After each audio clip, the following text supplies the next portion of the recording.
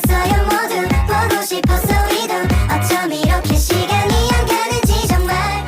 Assalamualaikum warahmatullahi wabarakatuh. Di sini saya akan menjelaskan tentang kepemimpinan lembaga pendidikan Islam. Tapi sebelum itu, izinkan saya memperkenalkan diri terlebih dahulu. I got so much motherfucking design on right now. Break it down, bring it back, make it clap. I got 3 old thoughts, new block, where that thing. Bitches on my line, and you know they come straight. Hold up, what it not, 45, scope it cash like, whoa. High fucking with these hoes up. Ada beberapa poin yang akan dibahas pada materi kepemimpinan lembaga pendidikan Islam. Poin yang pertama yaitu pengertian kepemimpinan. Mendefinisikan kepemimpinan merupakan suatu masalah yang kompleks dan sulit, karena sifat dasar dari kepemimpinan itu sendiri memang sangat kompleks.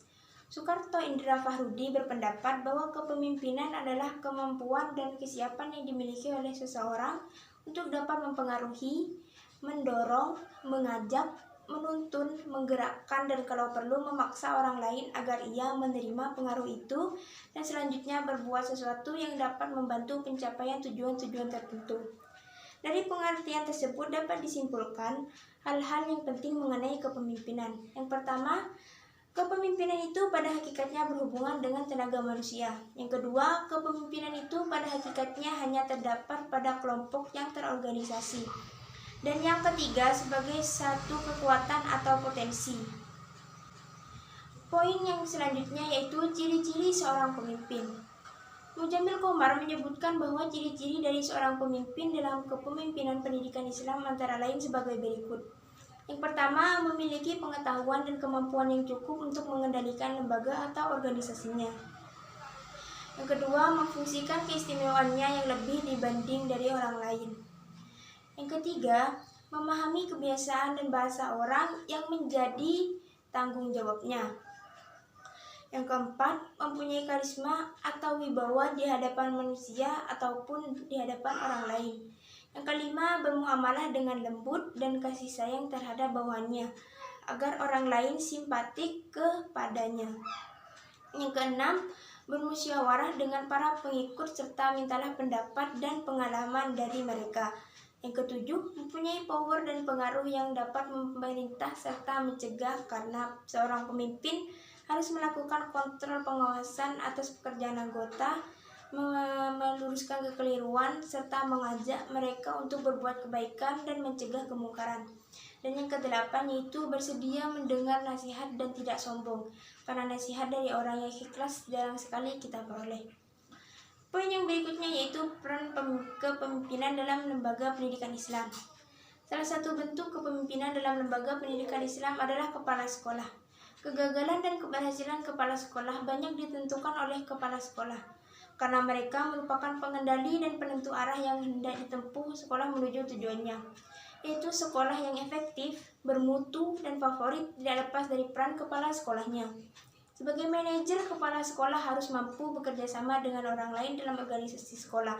Sebagai pemimpin pendidikan, kepala sekolah harus mampu mengkoordinasi dan menggerakkan potensi manusia untuk mewujudkan tujuan pendidikan. Sebagai pemimpin pendidikan yang profesional, kepala sekolah dituntut untuk selalu mengadakan perubahan. Kualitas dan kompetensi kepala sekolah secara umum setidaknya mengacu kepada 4 hal pokok. Yang pertama, sifat dan keterampilan kepemimpinan. Yang kedua, kemampuan pemecahan masalah. Dan ketiga, keterampilan sosial. Dan yang keempat, pengetahuan dan kompetensi profesional. Poin yang berikutnya yaitu tentang teori kepemimpinan. Setidaknya ada 2 teori kepemimpinan yang dibahas oleh Hesdoni. Yang pertama yaitu teori kepemimpinan karismatik atau charismatic leadership. Pemimpin-pemimpin karismatik menampilkan ciri-ciri sebagai berikut. Yang pertama, memiliki visi yang amat kuat atau kesadaran tujuan yang jelas. Yang kedua, mengkomunikasikan visi itu dengan efektif. Dan yang ketiga, mendemonstrasikan konsistensi dan fokus. Teori yang kedua yaitu teori kepemimpinan transformasional atau transformational leadership. Pemimpin-pemimpin transaksional membimbing atau memotivasi pengikutnya atau bawahannya ke arah tujuan yang telah ditentukan dengan cara menjelaskan ketentuan-ketentuan peran dan tugas. Pemimpin transformasional memberikan pertimbangan yang bersifat individual, stimulasi intelektual, dan memiliki karismatik. Kepemimpinan transformasional dibangun dari kepemimpinan transaksional.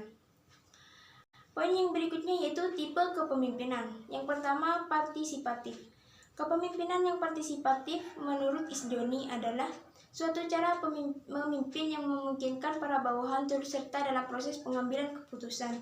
Bila ternyata proses tadi mempengaruhi kelompok, atau bila memang kelompok ini mampu turut berperan dalam pengambilan keputusan.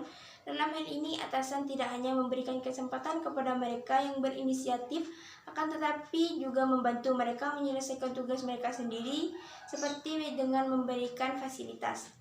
Yang kedua yaitu laissez-faire atau bebas. Dengan cara ini, seorang pemimpin akan meletakkan tanggung jawab pengambilan keputusan sepenuhnya kepada para bawahan. Di sini, pemimpin hanya sedikit saja atau hampir sama sekali tidak memberikan pengarahan. Dan poin yang terakhir yaitu beberapa permasalahan yang dihadapi oleh seorang pemimpin. Jenis dan bentuk konflik jenis dan bentuk konflik itu memiliki implikasi dan konsekuensi bagi manajer lembaga pendidikan Islam. Karena manajer memiliki peran yang fungsional dalam mengelola konflik dan diharapkan mampu mengelolanya sebaik mungkin sehingga menghasilkan kepuasan bagi semua pihak, terutama pihak yang berkonflik. Hal ini juga menuntut pemimpin untuk bisa memberi teladan bagi dirinya sendiri maupun orang lain. Tugas seorang pemimpin lembaga pendidikan Islam harus mampu menyelesaikan permasalahan atau konflik yang sedang dihadapi. Seperti menurut Mujamil Komar sebagai berikut. Yang pertama, konflik diri sendiri. Seperti kepala sekolah madrasah pada waktu yang sama ditetapkan pada pilihan dilematik antara pergi ke madrasah tepat waktu sebagaimana ketentuan sudah disepakati atau kepentingan mengantar istri ke pasar karena memiliki hajat yang penting. Yang kedua, konflik antara pemimpin madrasah dengan ketua yayasan. Konflik antar pemimpin ini sangat mengganggu proses pembelajaran dan tentu berdampak negatif pada mutu hasil pembelajaran atau pendidikan. Konflik semacam ini merupakan konflik tingkat tinggi karena terjadi pertentangan antar pemimpin. Yang ketiga, konflik antar pemimpin dengan madrasah dengan guru. Dalam hal ini, hubungan antara pemimpin madrasah dengan guru kadang tidak harmonis, dikarenakan adanya perbedaan pendapat dalam musyawarah atau dalam penyelesaian masalah. Yang keempat yaitu konflik antar pemimpin madrasah dengan ketua komite. Seperti dalam rapat untuk penentuan dana pembangunan madrasah, adanya perselisihan pendapat antar keduanya dalam pengambilan keputusan dana tersebut. Berkaitan dengan permasalahan atau konflik tersebut, ada beberapa hal yang menjadi solusi. Antaranya yaitu yang pertama, untuk mengatasi konflik pribadi di atas, hendaknya seseorang pemimpin mempunyai keprofesionalan untuk membedakan antara kepentingan pribadi dan kepentingan lembaga. Dan yang kedua, dalam hal mengatasi konflik antar pemimpin madrasah dengan ketua yayasan seperti di atas, diperlukan suatu upaya untuk menyingkronkan masalah. Sekian penjelasan dari saya, kurang lebihnya mohon maaf. Wassalamualaikum warahmatullahi wabarakatuh. I got nothing